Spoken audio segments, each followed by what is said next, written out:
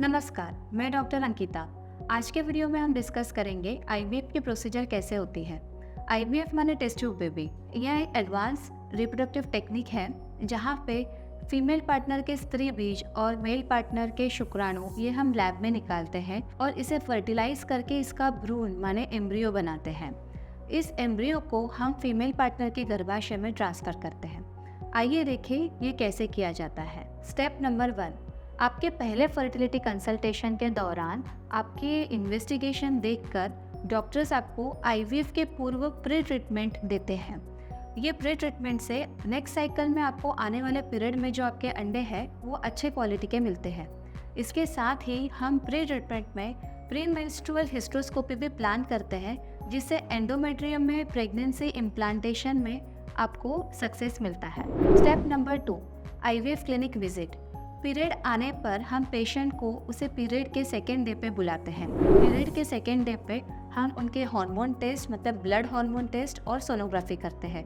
अगर सोनोग्राफी में कोई सिस्ट नहीं है ओवरी में और पेशेंट के ब्लड हार्मोन्स बराबर है तो हम उनका बीएमआई देखकर उन्हें आईवीएफ में इंजेक्शन लगने वाले जो है उसके डोज कैलकुलेट करते हैं। ये इंजेक्शंस उन्हें एक समय पे लगते हैं, उन्हें वो हर रोज़ लगते हैं और कम से कम 9 दिन से लेकर मैक्सिमम 12 से 13 दिनों तक लग सकते हैं। इस दौरान पेशेंट को हम 3 से 4 बार आईवीएफ क्लिनिक में बुलाते हैं जहां हम पेशेंट का सोनोग्राफी करते हैं और फॉलिकुलर स्टडी करते हैं। इससे हमें पता चलता है कि इंजेक्शन द्वारा पेशेंट के ओवरीज में जो फॉलिकल्स हैं वो सही तरह से स्टिमुलेट हो रहे हैं। स्टेप नंबर 3, जब सोनोग्राफी में पता चलता है कि पेशेंट के सारे अंडे एक साइज़ के हो गए हैं, बड़े हो गए हैं, 17 से 18 से 20 मिलीमीटर तक हो गए हैं, तो डॉक्टर डिसाइड करता है कि उस फॉलिकल्स को कैसे हम मैच्योर करें। इस दिन को हम कहते हैं ट्रिगर डे। ये एक महत्वपूर्ण दिन होता है। इस ट्रिगर डे पे पेशेंट को एक समय दिया जाता है, उस समय पे ही उसे वो इंजेक्शन लगाना ज़रूरी होता है क्योंकि वो समय पे डिपेंड करता है कि पेशेंट का एग पिकअप का प्रोसीजर माने अंडे निकालने का प्रोसीजर डिपेंड करता है। इसीलिए जिस समय पे एचसीजी ट्रिगर या अगोनिस्ट ट्रिगर लगाना है पेशेंट को उसी समय पे अस्पताल जाके वो इंजेक्शन लगाना ज़रूरी होता है।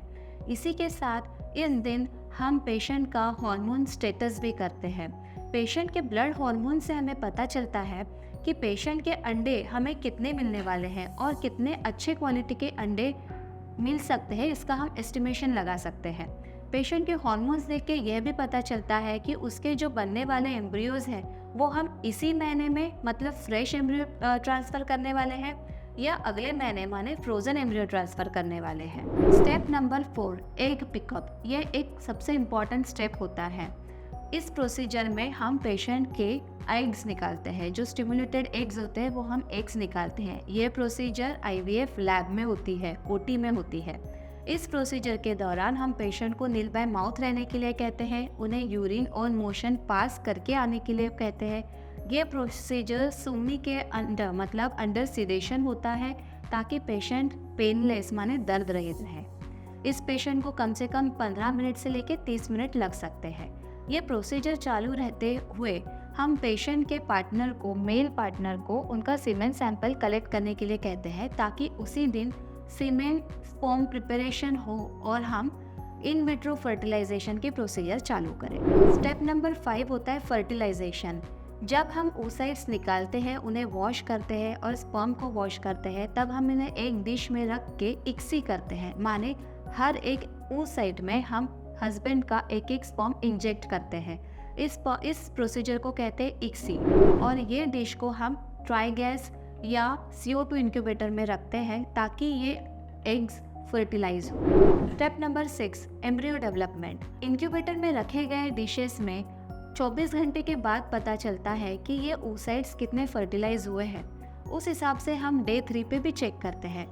डे 3 पे जो एम्ब्रियो बनते हैं वो कितने बनते हैं, मतलब नंबर ऑफ एम्ब्रियो और क्वालिटी ऑफ एम्ब्रियो पे डिपेंड करता है कि ये डे 3 के एम्ब्रियोज हम आगे ले जा सकते हैं या नहीं ले जा सकते हैं, माने ब्लास्टोसिस कल्चर के लिए हम एम्ब्रियोज रख सकते हैं। Step number 7, embryo freezing and embryo transfer. आपके जितने एम्ब्रियोज अगर एक्स्ट्रा एम्ब्रियोज बने हैं तो हम उसे एम्ब्रियो फ्रीजिंग करते हैं। एम्ब्रियो ट्रांसफ़र ये एक प्रोसीजर होती है जब पेशेंट के टेस्ट ट्यूब बेबीज़ हम पेशेंट के गर्भाशय में डालते हैं। यह प्रोसीजर के लिए हम पेशेंट को कुछ कैप्सूल्स, जेल्स या इंजेक्शंस जो प्रेगनेंसी सपोर्ट के लिए मदद करते हैं वो चालू करते हैं। पेशेंट को दिए गए दिन के हिसाब से और दिए गए समय के हिसाब से फुल ब्लैडर आना होता है। फुल ब्लैडर के वजह से हम पेशेंट का embryo transfer trans abdominal sonography के द्वारा सॉफ्ट एम्ब्रियो ट्रांसफ़र कैथेटर से हम पेशेंट के भ्रूण माने एम्ब्रियो डे 3 या डे 5 पे ट्रांसफ़र करते हैं। इस प्रोसीजर के बाद पेशेंट को उसी दिन डिस्चार्ज किया जाता है, माने सेम डे डिस्चार्ज किया जाता है।